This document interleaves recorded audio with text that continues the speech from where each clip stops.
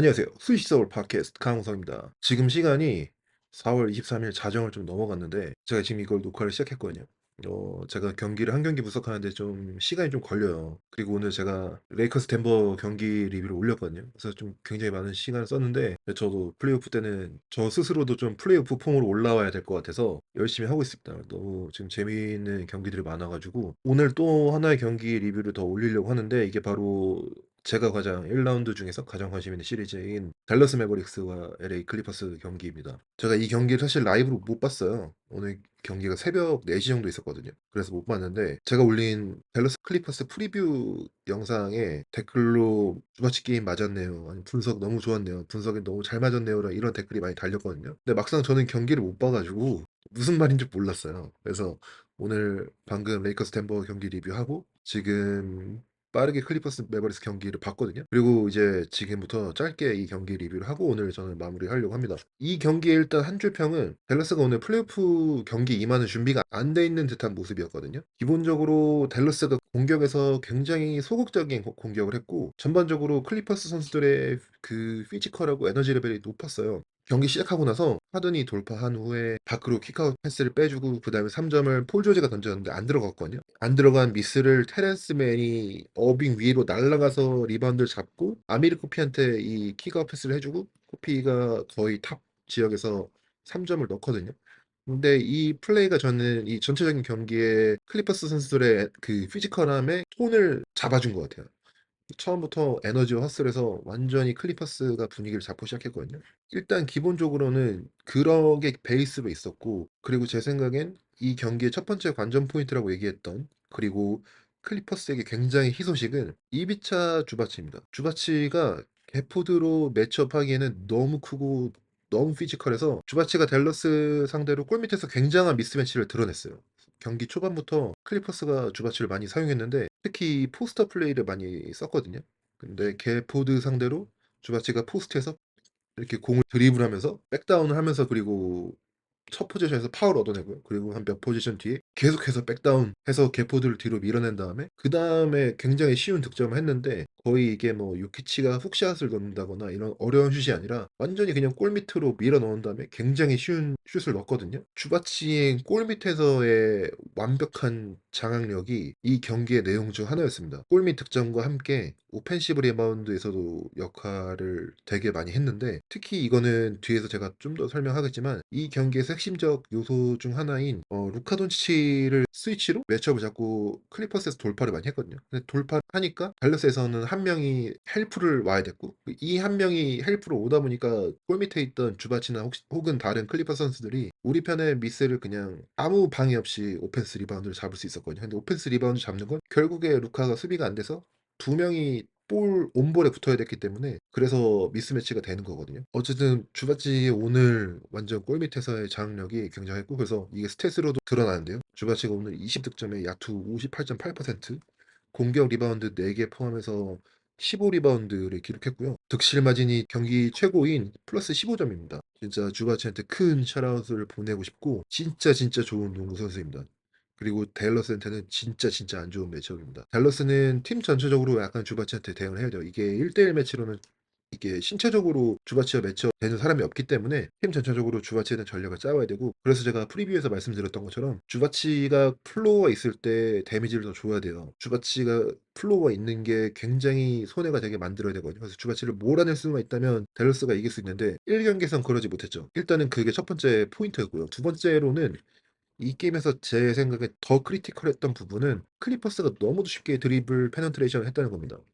그렇게 할 수 있었던 이유는 바로 역시 루카 돈치치죠. 돈치치의 수비에서의 약점을 진짜 집요하게 노출을 시켰는데요. 타이론 루 감독이 상대팀의 약점인 매치업이 있잖아요.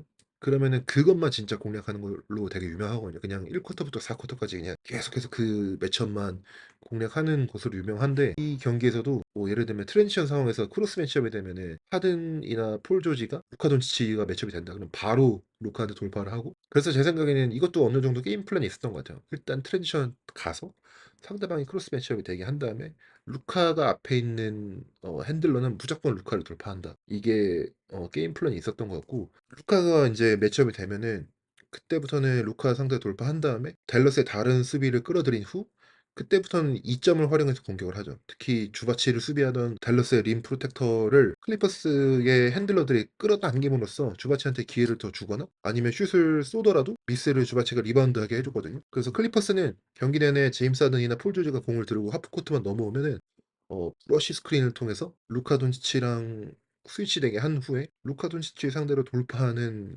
전략을 썼습니다. 그리고 그 이후로 루카 돈치치랑 스위치가 된 이유는 계속해서 그냥 드리블 앤 킥아웃 바스켓볼. 쉽게 말해서 이 경기의 내용이 전부였어요.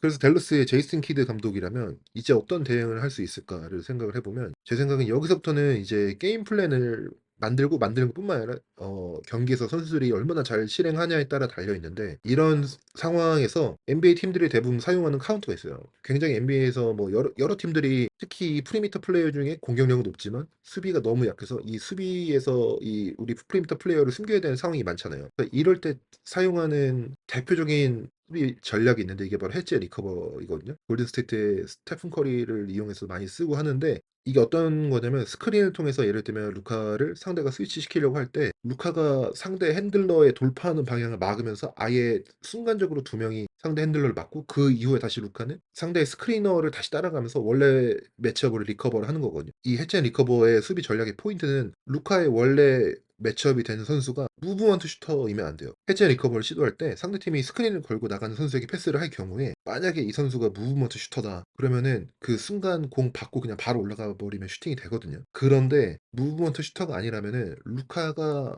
해지를 하고 리커버하는 시간 동안 이 슈터가 슛을 못 올라간단 말이에요. 그러면은 이게 해지 리커버가 성공하기 때문에 이 무브먼트 슈터가 아닌 선수한테 루카를 프라이머리 디펜더를 붙여놓는 게 되게 중요하거든요. 댈러스와 클리퍼스 시리즈 중에 경기 중에는 반드시 테렌스 맨이나 러셀 웨스트브룩이 코트 위에 있을 거란 말이에요. 뭐 물론 웨스트브룩은 슈터가 좋은 슈터가 아니고 뭐 테렌스 맨은 웨스트브룩보다는 훨씬 좋은 슈터죠. 하지만 그래도 테렌스 맨이 무브먼트 슈터는 아니란 말이에요. 스크린 받고 빠르게 공 받고 움직이는 상황에서 바로 올라가서 슛을 던질 수 있는 슈터가 아니에요. 그래서 댈러스의 다음 경기의 게임 플랜에 이게 반드시 들어가야 됩니다. 첫 번째로 트랜지션을 빠르게 해서 절대로 크로스 매치되는 상황이 나와서는 안 되고 특히 루카가 하든이나 폴 조지와 매치업이 될 경우 뭐 이거는 거의 그냥 사형 선고라고 보시면 됩니다. 그래서 트랜지션은 무조건 빨리 해야 되고요.